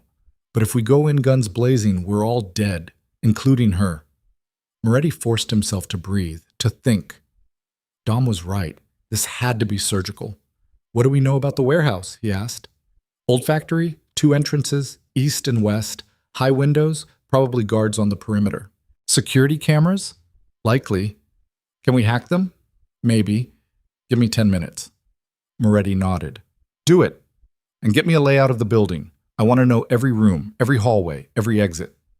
Dom made the call. Moretti pulled out his phone and stared at the last text Lena had sent him. I love you. He'd never replied. He typed now. I'm coming. Hold on. He sent it, knowing she probably wouldn't see it, but needing to send it anyway. Lena's wrists were raw and bleeding, but the zip tie was looser. She kept pulling, twisting, ignoring the pain. Finally, it snapped. Her hands were free. She reached down and worked on the ties around her ankles. Harder, tighter. Footsteps again. She froze. A guard walked past. Didn't look in her direction. She waited until he was gone, then went back to work. The second tie broke. She stood slowly, legs shaking, head still pounding. She looked around. The warehouse was massive. Rows of old machinery, stacks of crates, shadows everywhere. She could hear voices, men talking, laughing. She moved toward the sound, careful, quiet. Peeked around a corner, 6 men, armed, sitting around a table playing cards, no sign of Volkov. Lena backed away, looked for another exit, found a door. Tried the handle, locked. She cursed under her breath. Then she heard it. A phone ringing. One of the guards answered, spoke in Russian. Then his expression changed. He shouted something. The other men jumped to their feet, grabbed their weapons, and ran toward the east entrance. Lena's heart leapt. Moretti was here. Betrayal. The assault was brutal and fast. Moretti's team hit the east entrance with flashbangs and suppressive fire. Guards scattered. Some fired back. Most didn't have time. Dom moved with deadly precision. 3 shots, 3 bodies. Moretti was right behind him, gun up, eyes scanning. Where is she? He shouted. No answer. They pushed deeper into the warehouse, room by room, clearing corners, taking down anyone who moved. Then Moretti heard it. Gunfire from the west side. He ran. Lena had found a pipe. Not much, but it was heavy, and it was all she had. She swung it at the first guard who came around the corner, caught him in the temple. He went down hard. She grabbed his gun, didn't know how to use it, figured it out fast. Safety off, aim, squeeze. The recoil nearly knocked her over, but the shot hit. The second guard dropped. She ran, down a hallway, through a door, into another room, and came face to face with Volkov. He had a gun pointed at her. "Drop it," he said. Lena's hands were shaking. "No, I will kill you." "Then do it." They stared at each other. Then Volkov smiled. "You're braver than I thought. And you're dumber." His smile faded. "Excuse me? You really think my husband came alone?" Volkov's eyes narrowed. Then the door behind him exploded. Moretti came through like a hurricane. Volkov spun, fired, missed. Moretti didn't. 2 shots, center mass. Volkov went down. Moretti crossed the room and grabbed Lena. "Are you hurt?" "No, I'm—" She couldn't finish, just threw her arms around him. He held her, tight, like he'd never let go. "We need to move," Dom said from the doorway. "More guards coming." Moretti pulled back, looked at Lena. "Can you run?" "Yeah." "Then let's go." They ran. Out of the warehouse, into the night, gunfire chasing them. The SUV was waiting, engine running. They dove inside, tires screeched, and they were gone. Back at the estate, Lena sat in the bathroom while Moretti cleaned the cuts on her wrists. His hands were gentle, careful. "I'm sorry," he said. "For what?" "For letting them take you." "You didn't let them do anything. They ambushed me." "I should have been there." "You were. When it mattered." He bandaged her wrists in silence. When he finished, Lena cupped his face. "We're okay. This time. Every time, because we're in this together." He kissed her, soft, then harder, like he needed to prove to himself she was real. When they finally pulled apart, Lena rested her forehead against his. "Is it over?" she whispered. "Volkov's dead. His men are scattered." "Yeah, it's over." "Good." They sat in silence. Then Moretti's phone buzzed. He checked it, frowned. "What?" Lena asked. "Dom just sent this." He showed her the screen. A photo, taken from one of the warehouse security cameras. It showed a man standing in the shadows, watching the whole thing. Lena's blood went cold. "Who is that?" she asked. "I don't know."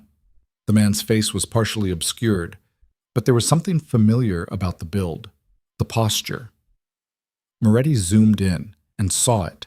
A ring on the man's right hand. Gold, with a family crest. The Moretti crest. Lena's breath caught. "That's not possible." "No, it's not. Elias is dead. You saw the body." "I know. Then who—" Moretti's phone rang. Unknown number. He answered, put it on speaker. A voice. Male. Cold. Familiar. "Hello, brother." Moretti's face went white. "Miss me?" the voice said. And Lena realized. Elias wasn't dead. He'd never been dead. And now he was coming to finish what he started. The voice on the phone was a ghost. Moretti stared at the screen like it might explain how a dead man was calling him. His knuckles were white around the phone. The speaker crackled with static and something else, a wet, rasping quality that made Lena's skin crawl. "You look confused, Adrian." Elias's voice was different now, damaged, like he'd swallowed broken glass. "Did you really think one bullet was enough to kill me?" Moretti's jaw clenched. "I saw you go down. You saw what I wanted you to see." A laugh, dark, bitter. "Dom's a good shot, but not good enough. Missed the heart by 2 inches, left lung, lot of blood, but I've always been hard to kill." Lena felt her chest tighten. She looked at Moretti. His face was stone, but his eyes were wild with something she'd never seen before. Fear. "Where are you?" Moretti asked. Closer than you think." "What do you want?" "The same thing I've always wanted. What's mine? But first—" Elias paused, the sound of movement, footsteps. First, I'm going to take everything from you the way you took everything from me. I never took anything from you. Liar. The word came out like a hiss. You took Father's respect. You took the empire. You took my future. And now you've taken a wife. A life. Everything I was supposed to have. You chose this, Elias. You chose to come after me. Because you left me no choice. The scream tore through the speaker, raw, unhinged. You were always the golden one, the heir, the favorite. I was just the spare, the backup plan. But I'm done being second, done being invisible. Moretti closed his eyes. What do you want from me? I want you to meet me tomorrow night. The old garden behind the estate, the place where Father used to make us fight. Lena's breath caught. She'd seen that garden, overgrown, abandoned, surrounded by high stone walls. Just you and me, Elias continued. No guards, no backup. You bring anyone else, and I start killing people you care about, starting with Lena's father. Lena's stomach dropped. You're bluffing, Moretti said. Am I? Another sound, a voice in the background, muffled, terrified. Her father's voice. Dad! Lena lunged for the phone. Moretti held it away from her. Let him go, Elias. Come alone tomorrow night, midnight. We settle this the way Father would have wanted. One brother, one crown. The way it should have been from the start. And if I don't, then I kill him. And then I kill her. And then I burn everything you've built to the ground. The line went dead. Moretti stood there, phone still pressed to his ear, staring at nothing. Lena grabbed his arm. We have to call the police. No. Adrian. No police, no authorities. This stays between us. He has my father. I know. Moretti finally looked at her. His eyes were dark, hollow. And if we involve anyone else, he'll kill him. Elias doesn't bluff. Not about this. Then what do we do? Moretti set the phone down, walked to the window, stared out at the grounds. I go. Tomorrow night. Alone. That's suicide. Maybe. Adrian, he wants me, Lena. Not you. Not your father. Me. So I give him what he wants. And then what? You two kill each other in some twisted duel? That's insane. It's the only way to end this. Lena crossed the room and grabbed his face, forcing him to look at her. No, we find another way. There is no other way. There's always another way. He pulled her hands down gently. Not this time. Dom arrived 20 minutes later. He looked like he'd aged 10 years. His face was gray, eyes bloodshot. I'm sorry, he said when he walked into the office. I checked the body myself. Double-checked. He was dead. I was sure he was dead. He wasn't, Moretti said flatly. And now we have a problem. Dom nodded. I've got teams searching every property Elias owned, every contact, every safe house. We'll find him. We won't. Not in time. Moretti handed him the phone. Listen to this. Dom listened to the recording of Elias's call. His expression darkened with every word. When it ended, he looked up. He's serious. I know. You can't go alone.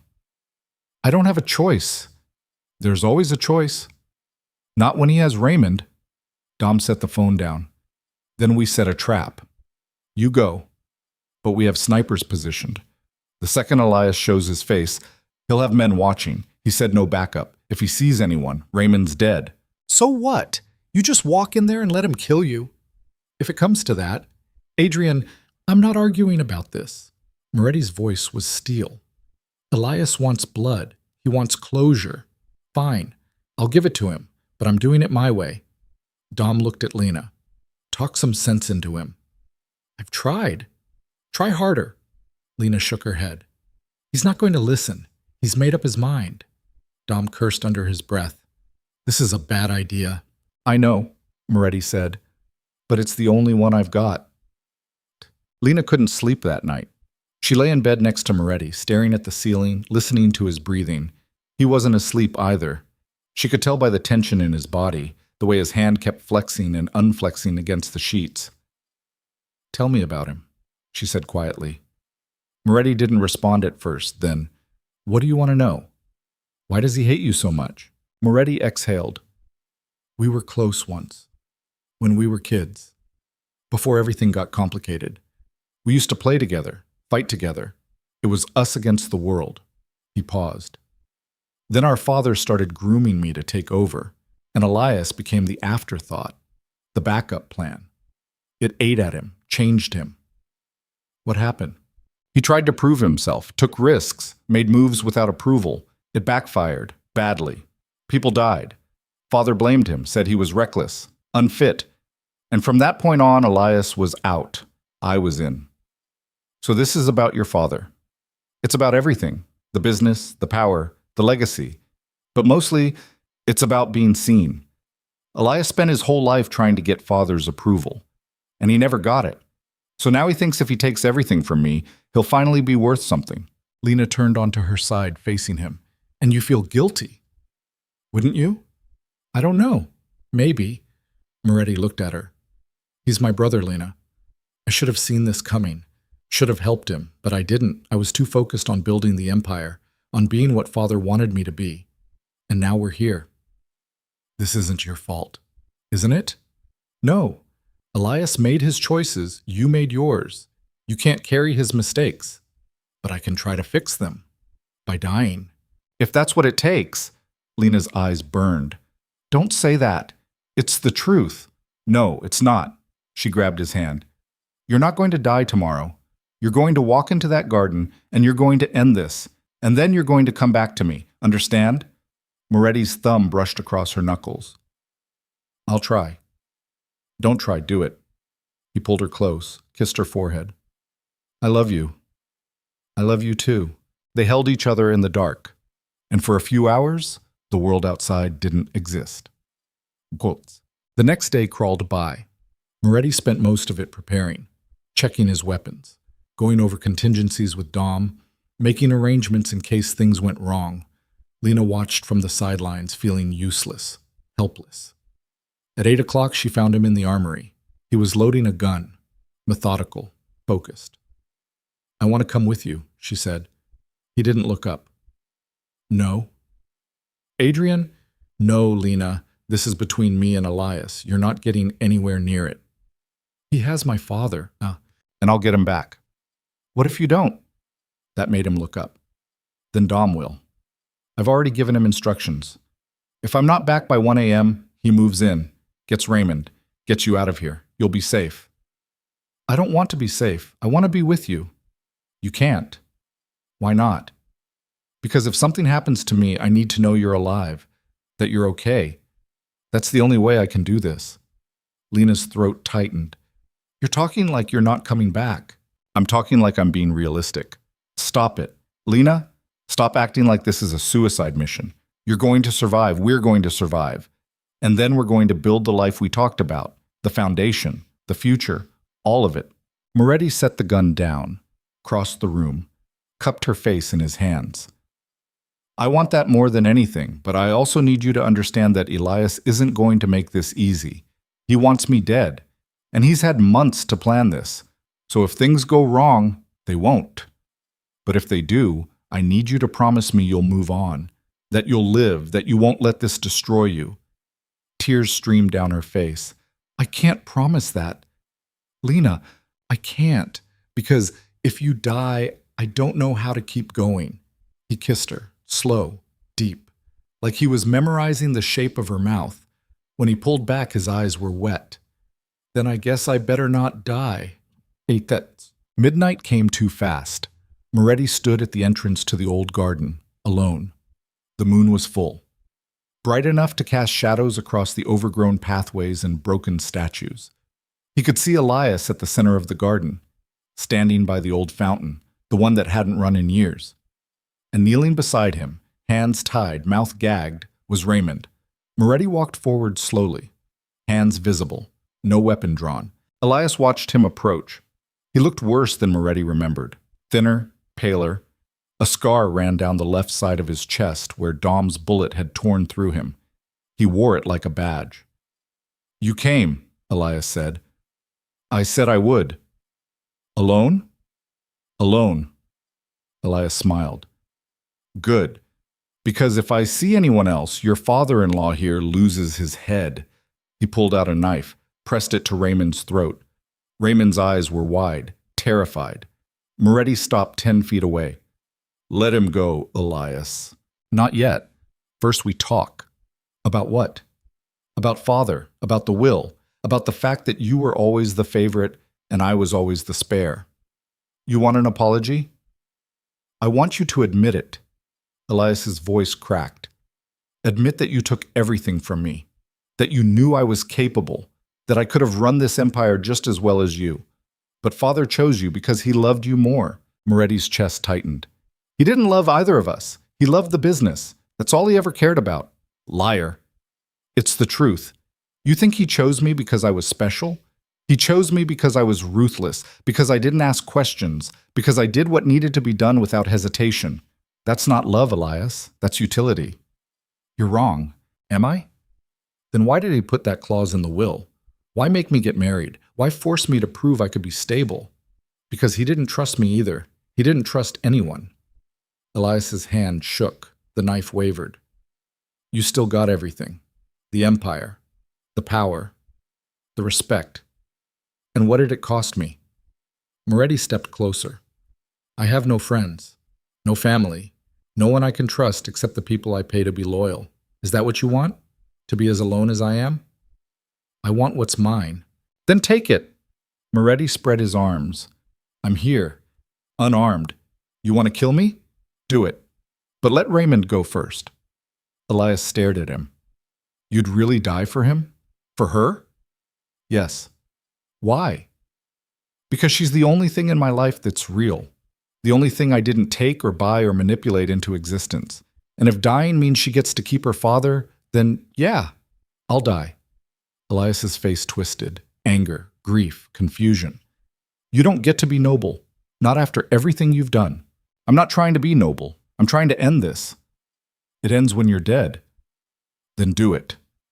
Elias raised the knife and froze, because Lena stepped out of the shadows, gun in hand, pointed at Elias. Let him go, she said. Moretti's blood ran cold. Lena, what are you? Shut up, Adrienne. Her voice was steady, calm. I told you I wasn't staying behind. Elias laughed. You brought your wife to a duel? How romantic. I didn't bring her. She followed me. Doesn't matter. Elias pressed the knife harder against Raymond's throat. A bead of blood appeared. She shoots me. I kill him. So what's it going to be, Mrs. Moretti? Your father or your husband? Lena's hands didn't shake. Neither. She pulled the trigger. The shot was perfect. It hit Elias's shoulder, the one holding the knife. He screamed, dropped the blade, staggered back. Raymond collapsed forward. Moretti lunged, grabbed Elias, slammed him to the ground. They fought, brutal, desperate. Moretti's fist connected with Elias's jaw. Elias's elbow caught Moretti's ribs. They rolled, grappled, blood and dirt and rage. Lena ran to her father, cut the ropes, pulled the gag out. Go, she said. Run. Raymond didn't argue. He ran. Moretti pinned Elias to the ground, hands around his throat, squeezing. Elias choked, clawed at Moretti's hands, eyes bulging. Stop! Lena's voice cut through the chaos. Moretti froze. Let him go, she said. Lena, I said let him go. Moretti looked at her, at the gun still in her hand, at the tears streaming down her face. If you kill him, she said quietly, you become him.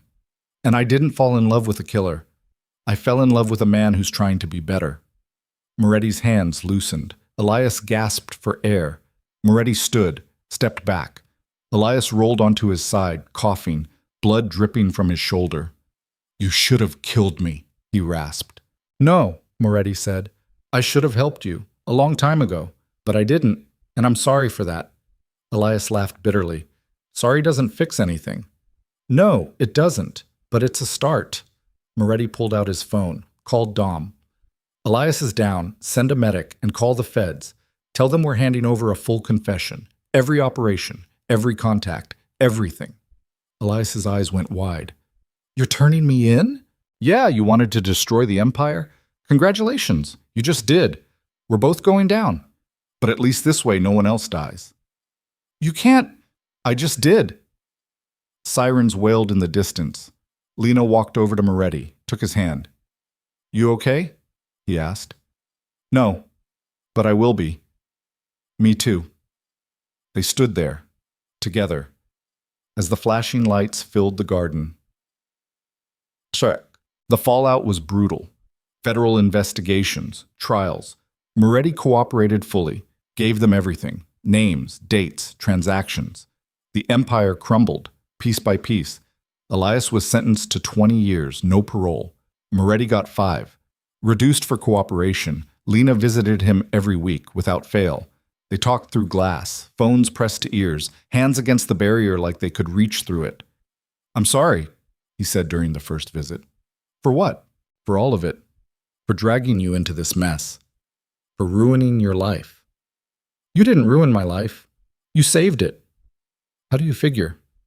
Before I met you, I was barely surviving, working dead-end jobs, taking care of a father who couldn't take care of himself. I had no future, no hope. And then you came along, and yeah, it was messy and complicated and terrifying, but it was also real, and it mattered, and I wouldn't trade it for anything. Moretti's eyes were wet. I love you. I love you too. So, 5 years passed. Moretti got out early. Good behavior. Lena was waiting outside the gates when they released him. She looked different, stronger. She'd cut her hair, started wearing color again. He looked older, grayer, but his eyes were the same. They stood there for a moment, just looking at each other. Then Lena smiled. Ready to go home? Yeah. They got into the car, drove away from the prison, away from the past. The foundation Lena had built was thriving. 3 locations now, hundreds of kids served every year. She'd poured everything into it. And it showed. Moretti worked there too, part of his parole conditions, teaching kids about finance, about making better choices, about not ending up like him. It was small, quiet, nothing like the empire he'd once run. But it was honest, and that mattered more. Ticos. On a Saturday afternoon, 6 months after his release, Moretti found Lena in the garden behind their new house. It was small, modest, nothing like the estate, but it was theirs.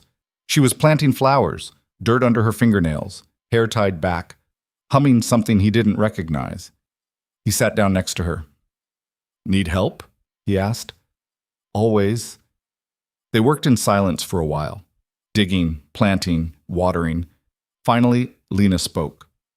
Do you miss it? What? The old life, the power, the control.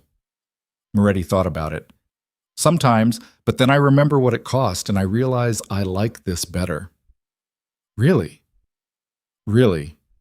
He looked at her. I'd rather have this dirt under my nails, a tiny house, and you than all the power in the world. Lena smiled. Good answer. I mean it. I know. They finished planting, stood back to admire their work. It's not much, Lena said. It's everything. She leaned into him. He wrapped his arm around her, and for the first time in his life, Moretti felt peace. Look. A year later, Lena stood on a stage in front of 200 people. It was the Foundation's annual gala, the biggest fundraiser of the year. She wore a simple black dress, no jewelry, no pretense, just her. Moretti sat in the front row, watching, proud. She gave a speech about second chances, about how everyone deserves the opportunity to rebuild, to start over, to become something better than their worst mistakes. The crowd stood, applauded. Afterward, people came up to her, shook her hand, thanked her. She smiled, thanked them back, but her eyes kept drifting to Moretti. When the night was over, they drove home together.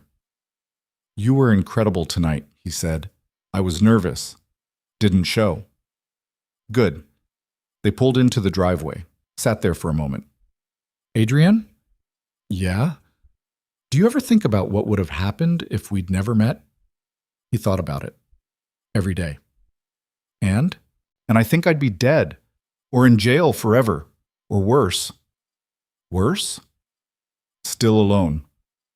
Lena reached over, took his hand. Well, you're not alone now. No, I'm not. They went inside, made dinner together, argued over whether to watch a movie or read, settled on reading. They sat on the couch, her head on his shoulder, his arm around her. 2 books. 2 people. 1 life. It wasn't perfect, but it was real, and it was enough. Intact. On a cold morning in December, Lena woke up early. Moretti was still asleep next to her, face peaceful, breathing steady. She watched him for a moment, thought about everything they'd been through, the lies, the fear, the violence, the loss, but also the growth, the healing, the love. She got out of bed quietly, went to the kitchen, made coffee, stood by the window, watched the sun rise over the city. Moretti appeared a few minutes later, wrapped a blanket around her shoulders. "Couldn't sleep?" he asked. "Just thinking. About? Us. Everything we've survived. Regretting it?" She turned to him. "Not for a second." He kissed her temple. "Good, because I'm not going anywhere." "Promise?" "Promise." They stood there, watching the sunrise, together. And somewhere in the distance, the city woke up. New day, new chances, new lives being built from the ashes of the old. Lena thought about the girl she used to be, the one who traded her freedom for her father's life, the one who signed a contract with shaking hands. That girl was gone. In her place was a woman who'd fought for her right to choose, who'd built something meaningful from nothing, who'd learned that love wasn't about possession or control. It was about trust, partnership, showing up every day and choosing each other even when it was hard, especially when it was hard. Moretti squeezed her hand. She squeezed back. And in that moment, standing in their small kitchen with cheap coffee and a view of the city, Lena knew something for certain. She was free.